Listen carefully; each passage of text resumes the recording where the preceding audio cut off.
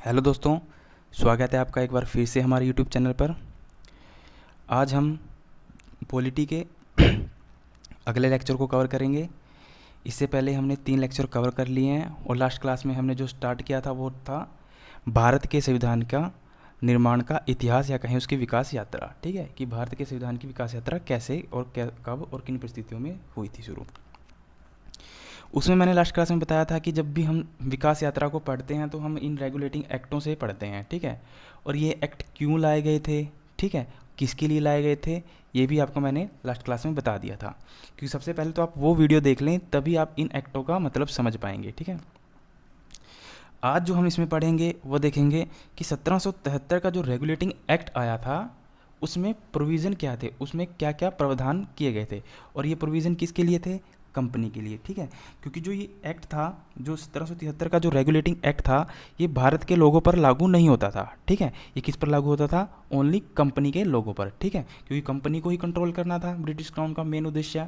और ये क्यों हुआ था, कैसे हुआ था, ये मैंने आपको बता दिया था लास्ट क्लास में। ठीक है, पूरा एक स्टोरी के तहत। ठीक है, अब देखिए अब देखते हैं कि इसमें जो प्रोविज़न थे वो क्या क्या थे। ठीक है, अब देखिए इससे पहले क्या होता था, बंगाल में इनका अलग गवर्नर बैठता था, मुंबई में इनका अलग गवर्नर बैठता था, और मद्रास में इनका अलग गवर्नर बैठता था। ठीक है, क्योंकि तीनों किसके क्षेत्र थे, जैसे बंगाल प्रेसिडेंसी ये भी इसी के क्षेत्र था, ईस्ट इंडिया कंपनी का। और बम्बई पे भी कौन राज कर रहा था, ईस्ट इंडिया कंपनी, और मद्रास में भी ईस्ट इंडिया कंपनी राज कर रही थी। तीनों प्रेसिडेंसियाँ किसके अंडर थी, ब्रिटिश ईस्ट इंडिया कंपनी के। ठीक है, और ईस्ट इंडिया कंपनी कहाँ की थी, ब्रिटेन की, ये तो आपको पता है। ठीक है, अब ये भी अलग व्यवस्था में थी, और ये भी अलग व्यवस्था में थी, और ये भी अलग व्यवस्था में थी। ठीक है, यहाँ पर शासन व्यवस्था अलग हुआ करती थी, यहाँ कानून अलग हुआ करते थे, यहाँ अलग हुआ करते थे, यहाँ अलग हुआ करते थे। ठीक है, अब ब्रिटिश क्राउन को लगा कि यार तीनों क्षेत्र तो हमारे हैं, तीनों पे कंपनी राज कर रही है। ठीक है, क्यों ना तीनों को एक ही कानून व्यवस्था के अंदर लाया जाए, तो हमें रेगुलेट करने में भी आसानी होगी। अगर मान लीजिए अगर तीनों के लिए अलग, ब्रिटिश क्राउन भी अगर तीनों के लिए अलग अलग कानून बनाता, तो उनको ब्रिटिश क्राउन के द्वारा रेगुलेट करने में थोड़ी प्रॉब्लम होती। ठीक है, और जो कंपनी के कर्मचारी थे वो विरोध भी कर सकते थे कि इसके लिए कानून अलग, हमारे लिए क्यों अलग। ठीक है, तो अब ब्रिटिश क्राउन को लगा कि तीनों क्षेत्र हमारे हैं, और तीनों ही ब्रिटिश ईस्ट इंडिया कंपनी राज करी है तीनों पे। ठीक है, तो तीनों को एक ही कानून व्यवस्था के अंदर लाया जाए। ठीक है, तो इसमें क्या किया गया, इस एक्ट में जो मद्रास का गवर्नर था और जो बम्बई का गवर्नर था, जो मद्रास और बम्बई, इन दोनों के गवर्नर को क्या किया गया, पद से हटाया गया। क्योंकि इससे पहले क्या था, दोनों तीनों पे अलग अलग गवर्नर बैठा करते थे। ठीक है, तो इन, और मैंने आपको बताया था कि जो नवाब था ना, नवाब पद, वो किस में चेंज हो गया था, गवर्नर में। ठीक है, नवाब गवर्नर में चेंज हो गए थे। ठीक है, तो इसके गवर्नर को और इसके गवर्नर को, मुंबई और मद्रास के गवर्नर को उसके पद से हटाया गया, और इन दोनों को किसके अधीन कर दिया गया, बंगाल के गवर्नर के। ठीक है, इसको किसके अधीन कर दिया गया, बंगाल के गवर्नर के। ठीक है, और जबकि बंगाल में पहले अलग गवर्नर बैठता था, और जैसे ही बक्सर का युद्ध हुआ तो, और इलाहाबाद की संधि हुई, तो बंगाल का गवर्नर तो किसको बना दिया था, रॉबर्ट क्लाइव को। ठीक है, रॉबर्ट क्लाइव को बंगाल का गवर्नर बना दिया था झट से। ठीक है, और बम्बई में अलग था, मद्रास में अलग था। बट इस एक्ट के तहत क्या किया गया, ब्रिटिश क्राउन ने इनको रेगुलेट करने के लिए, इनके ऊपर अपना कंट्रोल जमाने के लिए, कंट्रोल करने के लिए, नियंत्रण करने के लिए इन दोनों की कुर्सी को हटाया, और इन दोनों को किसके अधीन कर दिया, बंगाल के। ठीक है, तो अब इनको बंगाल का गवर्नर कहना तो हम कहेंगे गलत। ठीक है, गलत हो जाएगा कि अगर कहेंगे हम बंगाल के गवर्नर। ठीक है, क्योंकि गवर्नर जो होता है वो क्या होता है कि एक राज्य में बैठता है, एक क्या होता है, राज्य में बैठता है। ठीक है, तो इन दोनों को किसके अंडर कर दिया था, बंगाल के। ठीक है, तो इसको क्या कहा गया, बंगाल का गवर्नर जनरल, जनरल। ठीक है, गवर्नर जनरल, क्योंकि पहले क्या था, गवर्नर वर्ड था, अब इसके साथ जनरल जुड़ गया था। ठीक है, इसको क्या कहा गया, बंगाल का गवर्नर जनरल। ठीक है, और बंगाल का जो पहला गवर्नर जनरल था वो किसको बनाया गया, वारेन हेस्टिंग्स। ठीक है, तो कई बार एग्जाम में पूछ सकता है कि वारेन हेस्टिंग्स किस एक्ट के तहत बंगाल का गवर्नर जनरल बना था। ठीक है, तो क्या लगाएंगे, 1773 का एक्ट। ठीक है, 1773 का रेगुलेटिंग एक्ट। देखिए इन गवर्नर जनरल में थोड़ा बहुत डिफरेंट वो होता है, कन्फ्यूज़न होता है। ठीक है, तो आगे हम पढ़ेंगे भारत का गवर्नर जनरल, फिर भारत का वायसराय। ठीक है, तो दोनों में, इन तीनों में क्या होता है, अलग अलग कन्फ्यूज़न होती है, तो इसको ध्यान से पढ़ना, एक सीरीज़ में पढ़ना, तभी समझ में आएगा। ठीक है, तो अब अब क्या किया गया, इन तीनों को किसके अंडर कर दिया गया, बंगाल के गवर्नर जनरल के अंतर्गत, ठीक है। और बंगाल का गवर्नर जनरल किसे नियुक्त किया गया, वारेन हेस्टिंग्स को, ठीक है। तो अब यहाँ की तीनों की शासन व्यवस्था किसके अंडर कर दी, वारेन हेस्टिंग्स के, ठीक है। तो वारेन हेस्टिंग्स क्या करेगा, इनको कंट्रोल करेगा और यहाँ की शासन व्यवस्था को देखेगा, ठीक है। एक बात, तो पहला क्या किया गया, बंगाल का गवर्नर जनरल नियुक्त किया गया किसको, वारेन हेस्टिंग्स को। हेस्टिंग्स को कौन से एक्ट के तहत, 1773 का जो रेगुलेटिंग एक्ट था उसके तहत, ठीक है। एक बात, अब दूसरा क्या चेंज किया गया, अब देखिए, अब बंगाल, मुंबई और मद्रास, ये तीनों क्या थे, बहुत बड़े बड़े क्षेत्र थे। अब मेरे को आप बताइए कि अब ये जो वारेन हेस्टिंग्स है, अब ये अकेला इन सबको कैसे रेगुलेट करेगा, ठीक है। इन सबको अकेला कैसे रेगुलेट करेगा, ठीक है। जैसे मान लीजिए अब प्रधानमंत्री है, क्या प्रधानमंत्री अकेले काम कर पाएंगे, नहीं कर पाएंगे। तो उनको सलाह देने के लिए क्या होती है कि उनकी एक मंत्रिपरिषद होती है, एक पूरी कैबिनेट होती है, वो सभी मिलकर ही काम करते हैं, ठीक है। तो सेम यहाँ क्या किया गया कि जो वारेन हेस्टिंग था उसके लिए 4 सदस्यों की एक क्या बनाई गई, परिषद बनाई गई, ठीक है। तो इसके लिए क्या बनाया गया, एक 4 सदस्यों की एक कार्यकारिणी परिषद का निर्माण किया गया, ठीक है। कार्यकारिणी परिषद का निर्माण किया गया और इसका मुख्य कार्य क्या था, गवर्नर को किसी भी मुद्दे पर क्या देना, सलाह देना। फॉर एग्जांपल आपको पता है आर्टिकल जो 74 है वो क्या कहता है कि राष्ट्रपति को सलाह देने के लिए एक क्या होगी, मंत्री परिषद होगी और वो उसी के अनुसार क्या करेगा, कार्य करेगा और ज़्यादा से ज़्यादा एक बार उसको पुनः विचार के लिए लौटा सकता है, ठीक है। ये तो हम आगे बात कवर करेंगे जब आगे जाएंगे, ठीक है।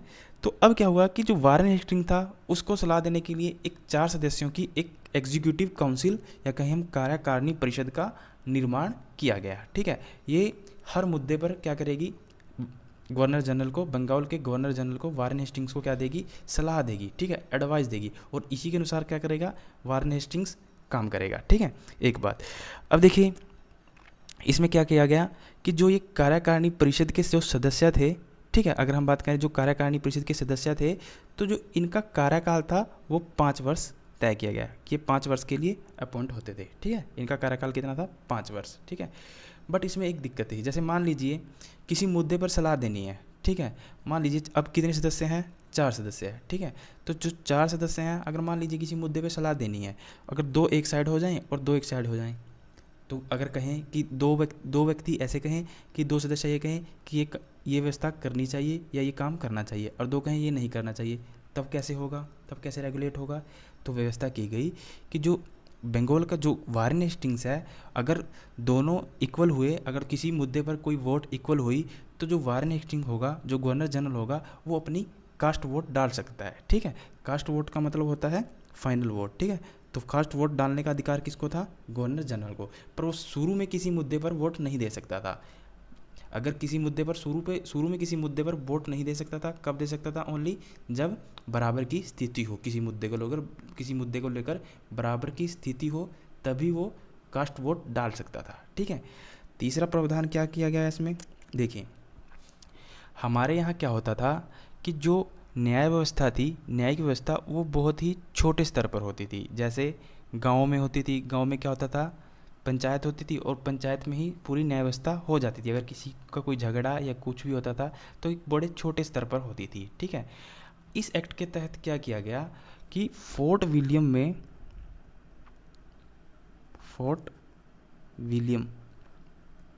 ठीक है।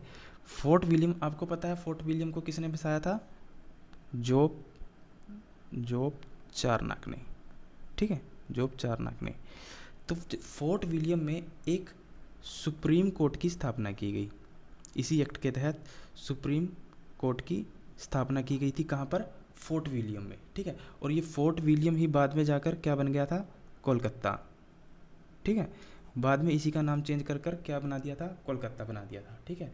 तो इसी 1773 का जो रेगुलेटिंग एक्ट था, इसी के तहत फोर्ट विलियम में एक सुप्रीम कोर्ट की व्यवस्था की गई थी, ठीक है, कि यहाँ के जो न्यायिक निर्णय हैं अब क्या करेंगे, हम करेंगे। अब अंग्रेज़ों को लगा कि जो यहाँ की न्याय व्यवस्था है उसको भी कंट्रोल कौन करेगा, हम करेंगे। क्योंकि ऐसा हो सकता था कि जो कंपनी के जो पार्टनर थे, 217 पार्टनर थे ना, जो कंपनी के कर्मचारी थे, और यहाँ के लोगों में कुछ विवाद हो सकते थे, ठीक है। तो उसको सोल्व करने के लिए यहाँ पर क्या किया गया, फोर्ट विलियम में एक सुप्रीम कोर्ट की स्थापना की गई, ठीक है। अब देखिए इसमें क्या होता था, एक चीफ जस्टिस था और 1+3 का बेंच था और 3 अन्य न्यायाधीश हुआ करते थे, ठीक है। जैसे आज की अगर बात करें हम भारत में, एक चीफ जस्टिस होता है और 33 अन्य न्यायाधीश होते हैं, क्योंकि 3 अभी बड़े हैं, ठीक है। करंट में देखना आपको पता चल जाएगा 3 अभी बड़े हैं, ठीक है। तो अगर हम बात करें अभी की तो 1+33 का बैच है, ठीक है। बट जब ये कलकत्ता में सुप्रीम कोर्ट की स्थापना की गई थी, जो यहाँ पर बैच था वो कितने का था, 1+3 का, यानी एक मुख्य न्यायाधीश और 3 अन्य न्यायाधीश, ठीक है। और जो मुख्य न्यायाधीश थे उनका नाम था एलिजा एम्फी, ठीक है। तो वैसे ही थोड़ा याद रखना, कई बार पूछ लेता है कि एलिजा एम्फी कौन थे, ठीक है। तो आप बता देना कि सुप्रीम कोर्ट बना था कोलकाता में, उसके पहले मुख्य न्यायाधीश थे, अन्य न्यायाधीश में मत बताना चीफ जस्टिस थे, ठीक है। अब बात आती है कि इसका नाम तो रख दिया सुप्रीम कोर्ट, और सुप्रीम कोर्ट का मतलब क्या होता है, सुप्रीम, उससे ऊपर कुछ भी ना हो। जैसे अगर मान लीजिए आज हमारा कोई विवाद होता है, अगर मान लीजिए हम डिस्ट्रिक्ट कोर्ट में जाते हैं और हम वहाँ पर केस हार जाते हैं, तब हम कहाँ अपील करते हैं, हाई कोर्ट में। अगर हाई कोर्ट में भी हम हार जाते हैं तब हम कहाँ करते हैं अपील, सुप्रीम कोर्ट में। अगर सुप्रीम कोर्ट में भी हार जाते हैं फिर कहाँ अपील करते हैं, कहीं भी नहीं, फिर कहाँ आ जाएंगे आप, अपने घर वापस आ जाएंगे, ठीक है। तो नाम तो इसका रख दिया सुप्रीम कोर्ट, नाम तो रख दिया इसका सुप्रीम कोर्ट, बट एक्चुअल में सुप्रीम नहीं था, क्योंकि सुप्रीम का मतलब ये होता है कि अगर उसने कोई डिसीजन दिया, उसने कोई निर्णय दिया, तो उसको दोबारा चैलेंज ना किया जा सके कहीं पे, ठीक है। बट यहाँ क्या होता था कि इस कोर्ट के द्वारा जो डिसीजन दिए जाते थे, जो निर्णय दिए जाते थे, उसको चैलेंज किया जा सकता था। और उसको कहाँ चैलेंज किया जा सकता, ब्रिटेन की प्रीवी काउंसिल में, प्रीवी काउंसिल में, ठीक है। तो प्रीवी काउंसिल में जो इसके डिसीजन थे, जो इसके निर्णय थे, उसको चैलेंज किया जा सकता था, किसके, सुप्रीम कोर्ट के। तो फिर ये सुप्रीम कोर्ट कैसे हुआ, ठीक है। बस इसका नाम सुप्रीम था, एक्चुअल में सुप्रीम था नहीं ये, ठीक है। और अब थोड़ा देख लेते हैं कि प्रीवी काउंसिल क्या था, ठीक है। एक्चुअली प्रीवी काउंसिल क्या था कि जहाँ पर ब्रिटिश क्राउन बैठता था ना, तो उसको सलाह देने के लिए जो उसके मंत्री वगैरह बैठा करते थे उसके साथ, ठीक है। यानी जहाँ पर जो ब्रिटिश क्राउन यानी ब्रिटेन का जो राजा या महारानी जहाँ बैठती थी या बैठता था, या ब्रिटिश क्राउन जहाँ बैठता था, उस प्लेस को क्या कहा जाता था, प्रीवी काउंसिल। उस प्लेस को कहा जाता था प्रीवी काउंसिल, ठीक है। तो इस 1773 के रेगुलेटिंग एक्ट में क्या किया गया कि कलकत्ता में, या कहें हम फोर्ट विलियम में, एक सुप्रीम कोर्ट की व्यवस्था की गई, और 1+3 का बैच था, जिसमें एलिजा एम्पी क्या थे, मुख्य न्यायाधीश और 3 अन्य न्यायाधीश, ठीक है। बट इसके निर्णय को, नाम सुप्रीम था ओनली, बट इसके निर्णयों को, डिसीजन को प्रीवी काउंसिल में क्या किया जाता था, चैलेंज किया जा सकता था, ठीक है। अब देखिए और क्या किया गया इसमें। अभी देखिए, अभी इस एक्ट से पहले क्या हुआ कि जो कंपनी के जो कर्मचारी थे, जो 217 पार्टनर थे, ठीक है, जो 217 पार्टनर थे जिन्होंने अपनी थोड़ी थोड़ी पूंजी लगाकर एक कंपनी का निर्माण किया था, जिसका नाम था ईस्ट इंडिया कंपनी, ठीक है। तो जो कंपनी के कर्मचारी थे उनमें भ्रष्टाचार बहुत ही बड़े लेवल पे था, अति भ्रष्टाचार था, बहुत ही ज़्यादा करप्शन करते थे। और वो करप्शन कैसे करते थे, वो कंपनी की तरफ से तो व्यापार करते ही थे, ठीक है, और वो अपना पर्सनल व्यापार भी करते थे, पर्सनल बिजनेस। तो अब आपके माइंड में आया होगा कि अगर वो पर्सनल व्यापार करते थे तो करप्शन कैसे करते थे, इसमें करप्शन की क्या बात हुई। एक्चुअली क्या होता था कि जब वो कंपनी की तरफ से व्यापार करते थे, तो जो कंपनी से व्यापार करते थे तो जितना टैक्स बनता था वो ब्रिटिश क्राउन को देते थे। बट जो अपना पर्सनल व्यापार करते थे, उससे संबंधित जितनी उसको इनकम होती थी उस पर वो टैक्स वगैरह नहीं देते थे, ठीक है। तो इस वजह से कंपनी के कर्मचारियों में अति भ्रष्टाचार हो चुका था, ठीक है। तो अब ब्रिटिश क्राउन को लगा कि अगर भ्रष्टाचार खत्म करना है तो हम अपने हिसाब से क्या करेंगे, इनके कर्मचारियों की अपॉइंटमेंट करेंगे, ठीक है। हम अपने हिसाब से इनके कर्मचारियों की अपॉइंटमेंट करेंगे। हालांकि जो ये प्रोविज़न था बाद में फेल भी हुआ, आगे मैं आपको बताऊंगा जब अगला एक्ट पढ़ेंगे अगली क्लास में, तो बताऊंगा कि क्यों फेल हो गया था, ठीक है। तो इसी एक्ट के तहत क्या किया गया कि एक संस्था का निर्माण किया गया जिसका नाम था कोर्ट ऑफ डायरेक्टरी, ठीक है। और इसी को संचालन बोर्ड भी बोलते हैं, संचालन बोर्ड, ठीक है। इसका क्या काम था, कर्मचारियों की नियुक्ति करना, ठीक है। इसका मुख्य काम क्या था, कर्मचारियों की नियुक्ति करना, कौन से कर्मचारी? कंपनी के, ठीक है। कर्मचारियों की नियुक्ति का जो काम था वो कौन करता था? Court of directory. इससे पहले पता क्या होता था, इस एक्ट से पहले, कि जो कर्मचारी, जैसे अगर मान लीजिए जब 1764 में बक्सर का युद्ध हुआ और दीवानी अधिकार इनको मिले टैक्स वसूलने के, ठीक है, तो ये गवर्नर तो जाएंगे नहीं टैक्स लेने के लिए गांव में, ठीक है, तो गांव से टैक्स लेने के लिए एक पद का निर्माण किया गया था, ठीक है, वो कौन था? कलेक्टर, ठीक है। तो जो कलेक्टर का जो चुनाव था, कोई एग्ज़ाम नहीं, कोई कुछ नहीं होता था। पहले कलेक्टर की नियुक्ति भी मुंह दिखाई कार्यक्रम पे चलती थी, ठीक है। मान लीजिए अगर आप किसी कंपनी के बड़े अधिकारी की चापलूसी कर लेते थे तो आपको कलेक्टर बना दिया जाता था बिना किसी एग्ज़ाम के। आगे फिर मैं बताऊंगा फिर कब एग्ज़ाम हुए, कब इनके लिए व्यवस्था हुई। जैसे लॉर्ड कॉर्नवालिस ने बोला कि अब एग्ज़ाम हो गए, और फिर जाकर 1857 में पहली बार, 58 के एक्ट में पहली बार इनके एग्ज़ाम हुए थे, ठीक है। वो आगे हम डिटेल में सारी बातें कवर करेंगे, ठीक है। तो इसलिए शुरू से बने रहना, शुरू से ही समझ में आएगा, ठीक है। तो अब क्या होता था कि इनको लगा कि अगर इनके कर्मचारियों की नियुक्ति हम करेंगे तब करप्शन कम होगा, ठीक है। तो इससे पहले क्या होता था कि जो ये संचालन बोर्ड था, इसमें क्या किया, 6 सदस्यों की एक संस्था बनाई जिसका नाम था कोर्ट ऑफ डायरेक्टरी, या फिर कहें संचालन बोर्ड। इसमें कितने सदस्य थे? 6 सदस्य थे, ठीक है। तो देखिए, मैंने आपको लास्ट क्लास में बताया था कि 217 लोग इकट्ठे हुए थे कंपनी बनाने के लिए, ठीक है। तो हर बंदे का जो शेयर था इक्वल नहीं था, किसी का कम भी था, किसी का ज़्यादा भी था, ठीक है। अब 217 के 17 लोग अगर मालिक बन जाएंगे, ठीक है, अगर सोच के देखिए, अगर 217 के 17 लोग मालिक बन जाएंगे तो काम कौन करेगा, ठीक है। तो इन्होंने क्या किया था कि इसी 217 लोगों में से, अपने में से कई लोगों को, किसी को डायरेक्टर बनाया, ठीक है, किसी को सुपरवाइज़र बनाया, ऐसे बनाया करते थे, ठीक है। और वो कैसे बनते थे? ये खुद ही चुनते थे। ये 217 लोग थे ना, जो आपस में ही चुनते थे, आपस में ही इलेक्ट करते थे, बट सभी को वोट देने का अधिकार नहीं था इनमें। कैसे नहीं था? कि जिस भी पार्टनर का ईस्ट इंडिया कंपनी में अगर मान लीजिए 500 पौंड से ज़्यादा की साझेदारी है, पौंड क्या है? वहाँ की करेंसी है। अगर किसी व्यक्ति की या किसी पार्टनर की 500 पौंड से ज़्यादा की साझेदारी है कंपनी में, तो उसको अधिकार था कि वो संचालन बोर्ड के, या कहीं हम कोर्ट ऑफ डायरेक्टरी का जो डायरेक्टर था उसका चुनाव कर सकते थे। ये जो संचालन बोर्ड के 6 सदस्य थे ना, तो इनका चुनाव करने का अधिकार उसी को था पहले, जिसकी क्या थी? 500 पौंड की साझेदारी थी, ठीक है। तो इस एक्ट के तहत क्या किया गया, ये 500 पौंड को बढ़ाकर क्या कर दिया गया? 1000 पौंड, ठीक है। क्या बोल दिया गया कि अगर जिसकी साझेदारी 1000 बॉन्ड या पौंड, सॉरी बॉन्ड नहीं, पौंड, ठीक है, पाउंड, तो 1000 पाउंड या फिर इससे अधिक की साझेदारी है कंपनी में, वही डायरेक्टर को चुन सकता है, वही संचालन बोर्ड के कर्मचारियों को चुन सकता है, जो 6 सदस्य चुनने थे, ठीक है। तो पहला, इस कोर्ट ऑफ डायरेक्टरी का पहला काम क्या था? कि कर्मचारियों की नियुक्ति करना। क्यों? क्योंकि भ्रष्टाचार बहुत ही बड़े स्तर पर फैल चुका था, ठीक है। दूसरा क्या काम था?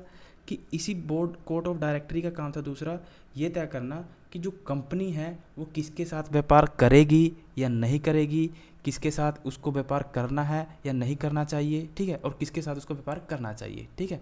तो जो इसकी कंपनी की जो व्यापारिक गतिविधियां हैं उसको भी कौन कंट्रोल करेगा?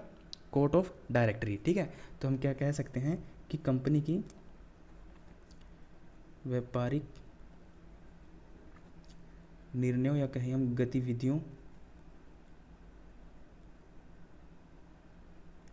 गतिविधियों को किसके तहत कौन रेगुलेट करेगा?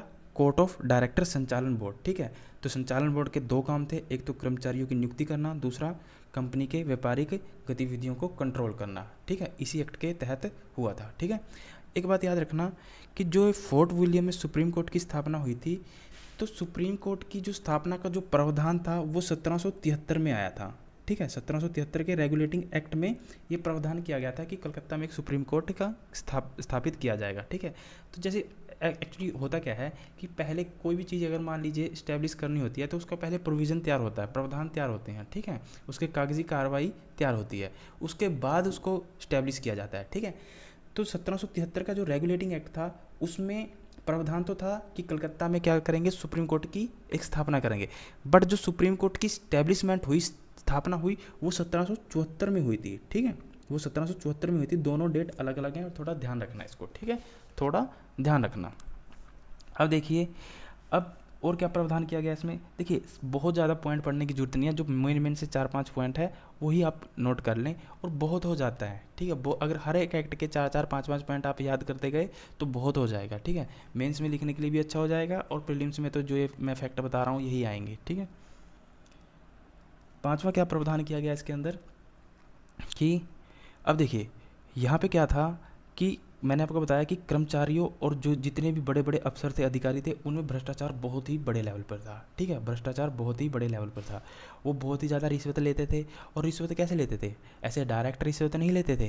क्या करते थे, अगर मान लीजिए आपको कोई रिश्वत लेनी है, ठीक है, तो क्या करते थे उसमें, आप क्या बोलते थे कि मेरे को आप कोई गिफ्ट पैक कर दीजिए, ठीक है, गिफ्ट दे दीजिए, ठीक है, गिफ्ट दे दीजिए, या फिर कहीं उपहार दे दीजिए, गिफ्ट दे दीजिए। तो गिफ्ट की फॉर्म में रिश्वत लेते थे, डायरेक्ट करेंसी में या क्या डायरेक्ट पैसा नहीं लेते थे, गिफ्ट के फॉर्म में। अगर मान लीजिए आपने किसी का काम करवाया कोई, ठीक है, या किसी बड़े अधिकारी ने किसी कर्मचारी का कोई काम करवाया, किसी कर्मचारी को नियुक्त कर लिया, ठीक है, कंपनी में, या किसी कर्मचारी को बोल दिया कि तू अपना पर्सनल व्यापार कर सकता है, ठीक है। तो उसको करने के लिए जो बड़े अधिकारी थे वो क्या करते थे, रिश्वत लेते थे गिफ्ट के फॉर्म में, डायरेक्ट नहीं लेते थे, गिफ्ट के फॉर्म में, कि आप मेरे को ये गिफ्ट कर देना, एक सोने की चैन गिफ्ट कर देना, एक मोटरसाइकिल गिफ्ट कर देना, ऐसे गिफ्ट के फॉर्म में रिश्वत ली जाती थी, ठीक है। तो इस एक्ट के तहत क्या किया गया कि 1773 का जो रेगुलेटिंग एक्ट था, इसी के तहत क्या किया गया कि रिश्वत लेने या कहीं हम गिफ्ट या उपहार, एक ही बात है, ठीक है, गिफ्ट या उपहार लेने पर प्रतिबंध लगा दिया, ठीक है। क्योंकि जो करप्शन करते थे, जो रिश्वत लेते थे, वो गिफ्ट की फॉर्म में लिया करते थे। अगर मान लीजिए किसी बड़े अधिकारी ने किसी छोटे कर्मचारी का कोई काम निकलवाया तो बोलता था कि आप मुझे को गिफ्ट कर दीजिए, आप क्या समझ दीजिए, गिफ्ट कर दीजिए, ठीक है। तो इसी रेगुलेटिंग एक्ट के तहत ब्रिटिश क्राउन ने क्या किया कि आप कोई भी उपहार या गिफ्ट या उपहार या रिश्वत नहीं ले सकते थे, ठीक है। और क्या मैंने आपको बताया था कि एक कंपनी की तरफ से व्यापार करने के साथ साथ व्यक्तिगत खुद का भी अपना बिजनेस करते थे, ठीक है। तो इसी एक्ट के तहत क्या किया गया कि बोल दिया गया कि कोई भी व्यक्तिगत व्यापार नहीं करेगा, यहाँ पर व्यक्तिगत व्यापार नहीं करेगा, ठीक है, कोई भी व्यक्तिगत व्यापार नहीं करेगा, कोई भी कर्मचारी चाहे अधिकारी हो, कोई भी व्यक्तिगत व्यापार नहीं करेगा, चाहे वो सुप्रीम कोर्ट का जज हो या फिर अन्य न्यायाधीश हो, कोई भी हो, चाहे संचालन बोर्ड का अधिकारी हो या चाहे डायरेक्टर हो, कोई भी अपना व्यक्तिगत व्यापार नहीं करेगा, ठीक है।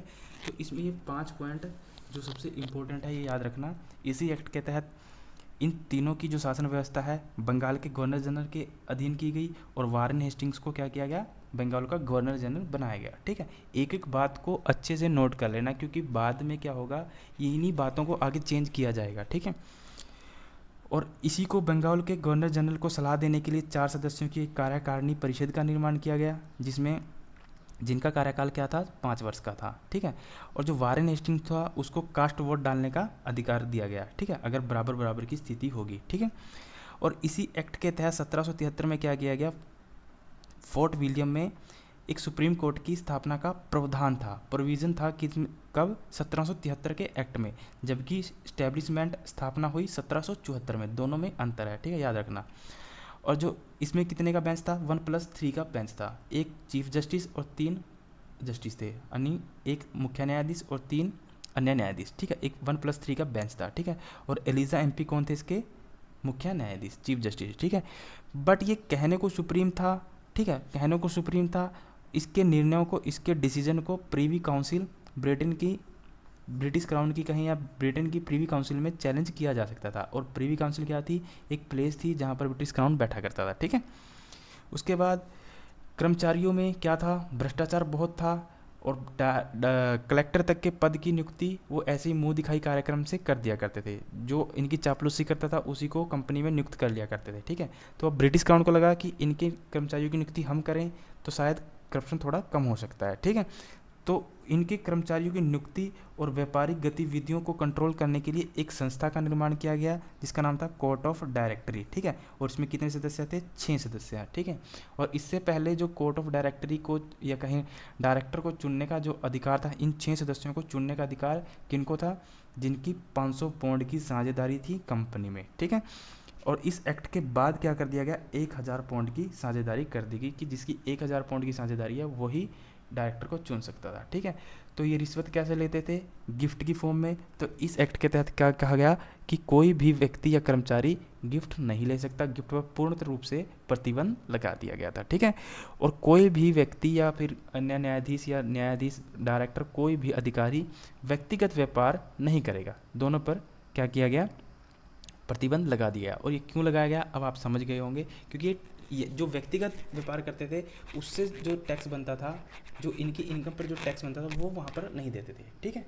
तो ये इसके 4-5 पॉइंट हैं जो इम्पोर्टेंट है। तो एक एक पॉइंट को अच्छे से पढ़ते जाएं और रीज़न मैंने हर पॉइंट का बताया है आपको, ठीक है, और नोट्स बनाते जाएं। अगर वीडियो दोस्तों, अगर आपको वीडियो अच्छा लगा है, आपको समझ में आ रहा है, तो कमेंट जरूर किया करें, यस लिखा करें, ठीक है। और अपने दोस्तों से शेयर करें ज़्यादा से ज़्यादा, ठीक है।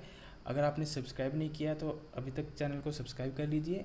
अगर अगर जिसने सब्सक्राइब कर लिया है तो बेल आइकन को प्रेस कर ली। तो धन्यवाद, ऑल द बेस्ट।